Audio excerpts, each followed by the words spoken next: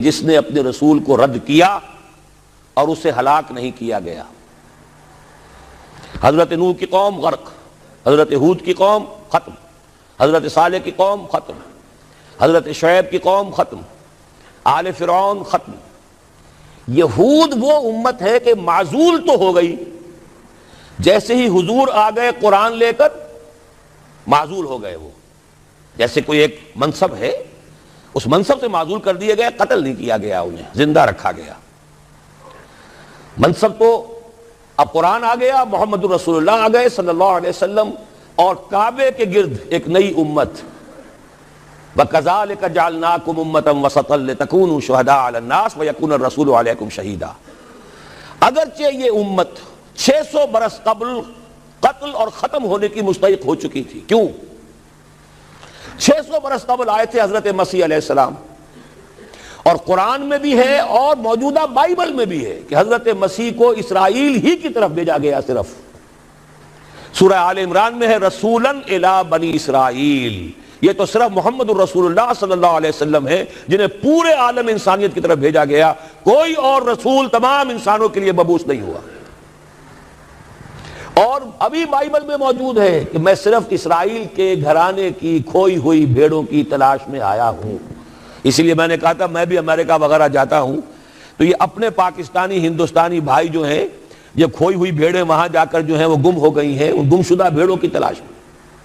تو اس کو اچھی طرح سمجھ لیجئے، حضرت مسیح کی بعثت تھی بنی اسرائیل کی طرف، اور بنی اسرائیل نے نہ صرف یہ کہ ان کو مانا نہیں، بلکہ الٹا اپنے بس پڑتے سولی پر چڑھا دیا، اپنے بس پڑتے۔ اس میرے الفاظ کو نوٹ کر لیجئے، گویا کہ یہ اب اس عذاب استیصال، آخری ہلاکت والے عذاب کے مستحق ہو گئے۔ لیکن یہ پوری انبیاء اور رسل کی تاریخ میں ایک استثناء ہے کہ اس میں جیسے آج کل ہم کہتے ہیں ججمنٹ ریزروڈ، حضرت مسیح کو اللہ نے زندہ اٹھا لیا، یہود کے اوپر لعنت تو کر دی، ختم نہیں کیا۔ سمجھ رہے ہیں میری بات کو؟ سن 70 سے ان پر عذاب آیا، حضرت مسیح سن 33 عیسوی میں اٹھائے گئے۔ سن 70 میں عذاب آ گیا ٹائٹس رومی کے ہاتھوں، وہ ہیکل سلیمانی بھی پھر دوبارہ گر گیا اور انہیں نکال دیا گیا ڈائسپورا سن 70 سے، لیکن ختم نہیں کیا گیا۔ یہ استثناء ہوا ہے، کیوں ہوا ہے؟ یہ بات پھر دوسری میری آج کی گفتگو میں بڑی کڑوی بات ہے، بہت کڑوی بات ہے۔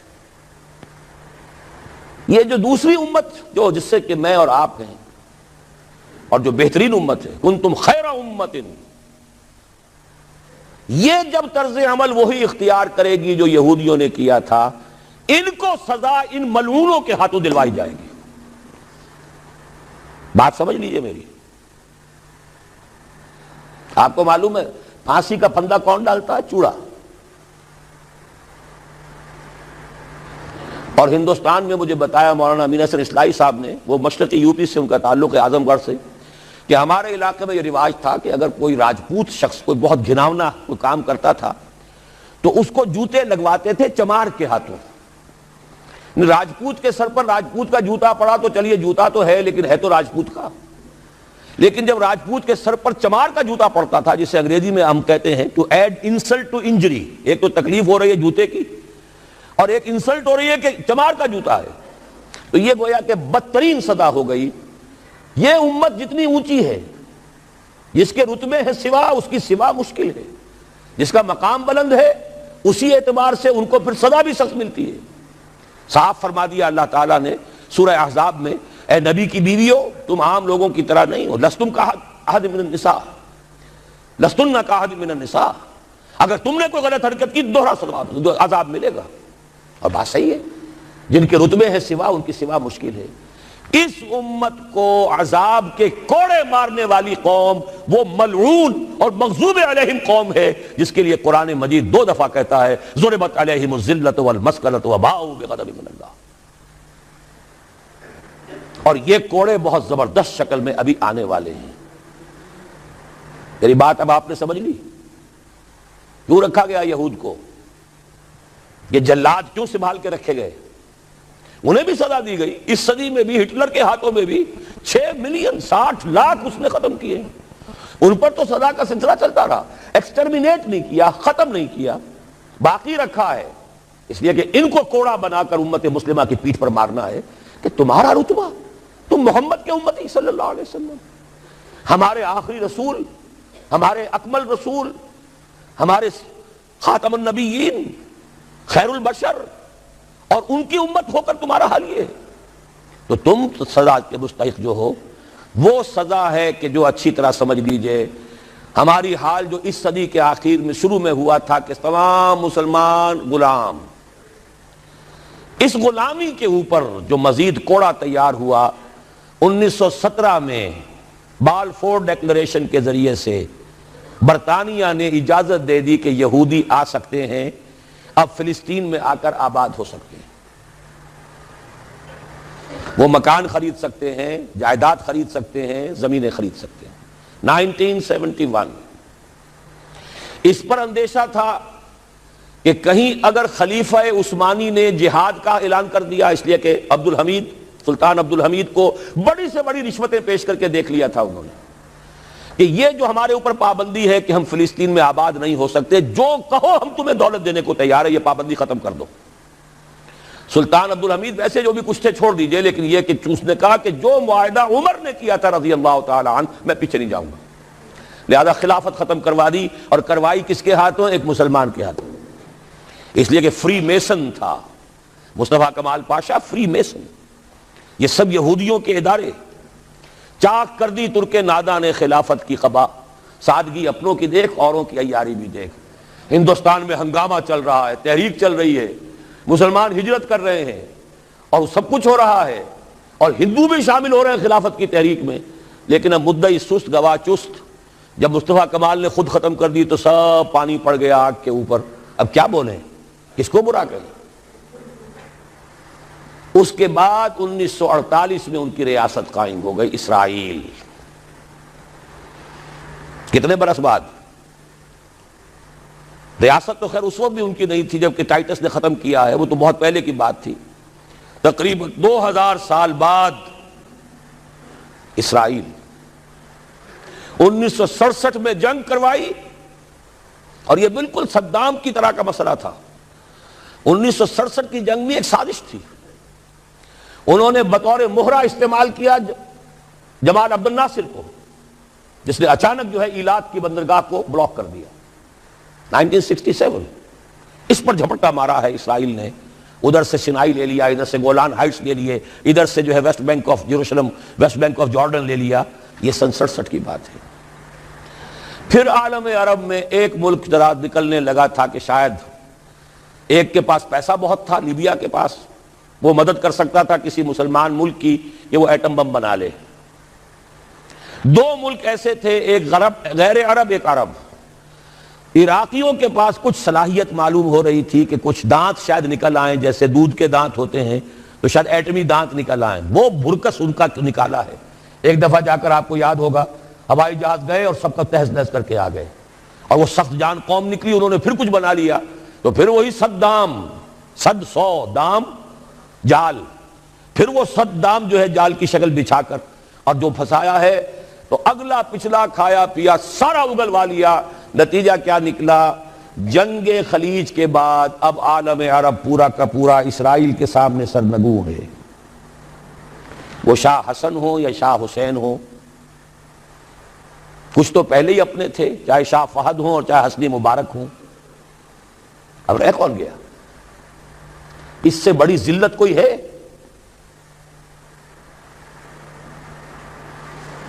جن کے ساتھ ایک میز پر بیٹھنے کو تیار نہیں تھے، جن کے ساتھ گفتگو کو تیار نہیں تھے، اور بلا کر کہاں کھڑا کیا ہے؟ آؤ میڈرڈ میں، اسپین میں آؤ، اسپین سے شروع کروائیں گفتگو۔ اور اسپین کون سی جگہ ہے؟ مسلمانوں کا دنیا میں سب سے بڑا قبرستان، جہاں 800 برس حکومت کی اور پھر ایک ایک بچہ ختم کر دیا گیا، نام و نشان مٹا دیا گیا۔ 1492 میں فال آف گرینیڈا ہوا ہے، سقوط غرناطہ، اور 1992 میں ٹھیک 500 برس بعد یہ نیگوسیشن شروع ہوئی ہیں میڈرڈ کے اندر۔ اور اب جو صورتحال ہو رہی ہے، آپ اخبارات میں پڑھ رہے ہوں گے، وہ نام نہاد صلح کو توڑنے کے اوپر تلا بیٹھا ہوا اسرائیل۔ کیا ہوگا؟ ابھی میں ادھر جانا نہیں چاہتا، بہت بڑا ہنگامہ آ رہا ہے، بہت بڑا ہنگامہ آ رہا ہے، اور سب سے بڑا یہ عذاب کا کوڑا جو ہے یہودیوں کے ہاتھوں کس پر پڑے گا؟ عربوں پر۔ کیوں پڑے گا؟ اس لیے پڑے گا کہ اس امت مسلمہ میں عربوں کی فضیلت سب سے اونچی ہے۔ اصول تو وہی ہے جن کے رتبے ہیں سوا ان کی سوا مشکل ہے۔ عرب کون ہیں؟ جن میں سے حضور تھے صلی اللہ علیہ وسلم۔ یہ رتبہ بلند ملا جس کو مل گیا، ہر مدعی کے واسطے دار و رسن کہاں۔ عرب کون ہیں؟ جن کی مادری زبان میں اللہ کا کلام ہے۔ مجھے اور آپ کو 100 پاپڑ بیلنے پڑیں گے قرآن کو سمجھنے کے لیے، ہماری بہت عظیم اکثریت تو پھر بھی نہیں سمجھ سکے گی، ترجمے پڑھ لے گی زیادہ اور کیا کرے گی؟ ان کی مادری زبان۔ انہوں نے جب پیٹھ دکھائی اور اس صدی میں کولونیل رول سے آزاد بظاہر ہو جانے کے باوجود کسی نے قبلہ راست کردم، کسی نے وہ قبلہ کر لیا واشنگٹن کی طرف، کسی نے کر لیا ماسکو کی طرف، تو بدترین سزا کے وہی مستحق ہیں۔ اور جان لیجئے کہ وہ ہولوکاسٹ مڈل ایسٹ میں آنے والا ہے، آرمگڈون، الملحمۃ العظمیٰ۔ میں نے یہ ساری چیزیں اپنی ایک کتاب میں لکھ دی ہیں، سابقہ اور موجودہ مسلمان امتوں کا ماضی حال اور مستقبل۔ ایک موجودہ امت مسلمہ ہے ہم، ایک سابقہ امت مسلمہ ہے معزول شدہ، وہ ہیں یہود، اب بھی موجود ہیں، امت موسیٰ ہے، صاحب تورات ہے۔ ان کا ماضی کیا ہے، حال کیا ہے، مستقبل کیا ہے؟ مستقبل میں سب سے بڑا پیچ جو پڑنے والا ہے، جیسے پتنگوں کا پیچ ہوتا ہے، ان دو امتوں کا ہے۔ مڈل ایسٹ سب سے بڑی جنگ، تاریخ انسانی کی عظیم ترین جنگ کا میدان بنے گا، جس کو حضور نے نام دیا الملحمۃ العظمیٰ، عظیم ترین جنگ۔ احادیث موجود ہے میری اس کتاب کے اندر، حوالوں کے ساتھ ہے، ٹیکسٹ کے ساتھ ہے۔ ویل للعرب من شر قد اقترب، ہلاکت اور بربادی ہے عرب کے لیے اس شر سے جو قریب آ چکا ہے۔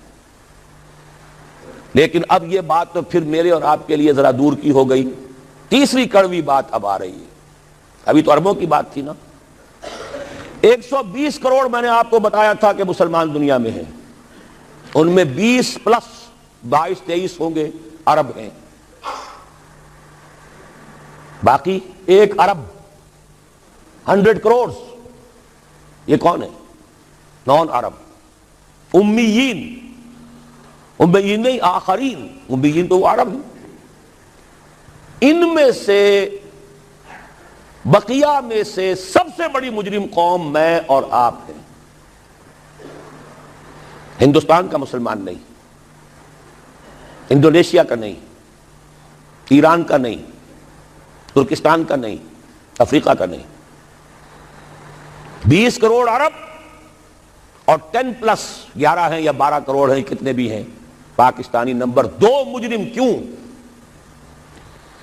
انہوں نے ایک ملک بنوایا اسلام کے نام پر، لاکھوں انسانوں کی جانیں گئیں، ہزارہا عصمتیں لوٹی، کتنا بڑا تبادلہ آبادی ہوا، کتنی مسلمان عورتیں ہندوؤں کے قبضے میں رہ گئی۔ کس نام پر؟ ہمیں اسلام کے لیے ملک چاہیے۔ قائد اعظم نے فرمایا ہم اس لیے پاکستان چاہتے ہیں کہ اسلام کے اصول حریت و اخوت و مساوات کا ایک نمونہ عہد حاضر میں پیش کریں۔ 50 برس ہو چکے ہیں، نوٹ کر لیجئے، 2 حساب ہیں نا، ایک ہے شمسی ایک ہے قمری۔ قمری کے حساب سے 50 برس ہو چکے، 9 مہینے زائد ہو چکے ہیں۔ شمسی حساب سے 50 برس میں 9 مہینے کم ہیں، بس اتنا ہی فرق ہے۔ اگلے اگست میں ہو جائے گا نا 50 برس کرسچین ایرا سے، 1997 1947 اگست تک کتنے مہینے رہ گئے؟ اور قمری حساب سے جو گزشتہ رمضان مبارک تھا اس کی 27ویں کو 50 مکمل ہو چکے، آگے 9 مہینے اور گزر چکے، ہم بالکل بیچ میں بیٹھے اس وقت۔ تو اسلام کہاں ہے؟ پاکستان بننے کے بعد ایمانداری سے دیکھیے کس چیز میں اضافہ ہوا ہے۔ بدمعاشی، عیاشی، جھوٹ، فحاشی، عریانی، بے پردگی، غبن، بد امنی، لوٹ مار، بڑے سے بڑے جرائم، گھناونے سے گھناونے جرائم، سب میں اضافہ۔ وہ اصول حریت و اخوت مساوات کہاں ہیں؟ ساری معیشت سود پر، اللہ اور اس کے رسول کے خلاف اعلان جنگ۔ آج ہم IMF کی ایک اسامی ہے، کورٹ آف وارڈ ہے، کتنے کھل کر باتیں ہمارے وزراء کر رہے ہیں. ہمارے لیے کوئی اور چارہ کار ہے ہی نہیں. میں ابھی سکھر میں تھا, وہاں ایک مذاکرہ دیکھنے کا مجھے موقع مل گیا ٹی وی پر. صاف کہہ رہے تھے وہ دانشور, وہ تو ہمارے لیے کوئی اور چارہ کار نہیں, ہمارے لیے مفید یہی ہے جو کچھ ہو رہا ہے. آئی ایم ایف ہی ہمیں بچائے گا, اور واقعتاً بچائے گا. کیوں بچائے گا؟ آپ کے لیے نہیں بچائے گا, اپنے لیے بچائے گا. اسے آپ کے اندر سے اپنا خون نکالنا ہے. اگر مرنے دیں گے تو خون کہاں سے لیں گے؟ They will keep you. لیکن رکھیں گے اسی طریقے سے کہ خون کشید کرتے چلے جائیں. کبھی بجلی کا کرایہ, کبھی گاڑیوں کا کرایہ, کبھی اس کا کرایہ, کبھی اس کا کرایہ, کبھی اس کا ریٹ, کبھی اس کا ریٹ, کبھی ڈاک کے ریٹ, خون چوسنے کے لیے. یہ صورتحال جو ہے یہ ہماری آخر کس کی ہے؟ کس نے کیا یہ؟ کیا اللہ ظالم ہے؟ کیا ہم مجرم نہیں ہیں اس کے؟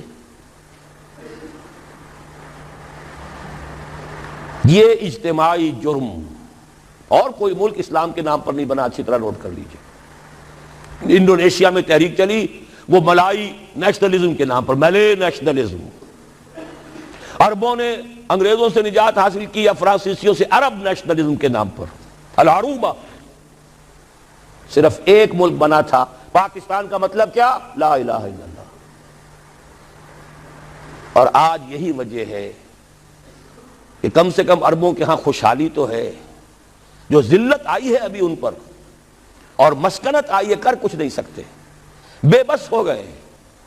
جزیرہ نما عرب میں آج یہود اور عیسائی دندناتے پھر رہے ہیں. ان کے فوجی مراکز قائم ہو چکے ہیں. نجد کے پورے علاقے کے اوپر ان کا قبضہ ہے اس وقت. ذلت ہی ہے نا. ہمارے ہاں تو بھوک بھی ہے, ہم تو اس سے آگے بات جا رہی ہے. ہمارے ہاں یہ مسئلہ اور آگے بڑھے گا تو کیا شکلیں ہوں گی. بھوکے بھیڑیے جس طریقے سے پیٹ پھاڑیں گے محلوں میں رہنے والوں کے اور کوٹھیوں میں رہنے والوں کے, وہ وقت دور نہیں ہے. یہ عذاب الہی کی شکل, جیسے کہ فرمایا گیا سورہ انعام میں, قل هو القادر ان يبعث عليكم عذابا من فوقكم او من تحت ارجلكم او يلبسكم شيعا ويذيق بعضكم بعض بعض. اے نبی ان سے کہہ دیجئے اللہ اس پر پوری طرح قادر ہے کہ تم پر کوئی عذاب بھیج دے تمہارے سروں کے اوپر سے, یا تمہارے قدموں کے نیچے سے نکال دے, یا اللہ کو کوئی اور کام کرنا ہی نہ پڑے, تمہیں کو آپس میں ٹکرا دے, ایک دوسرے کی طاقت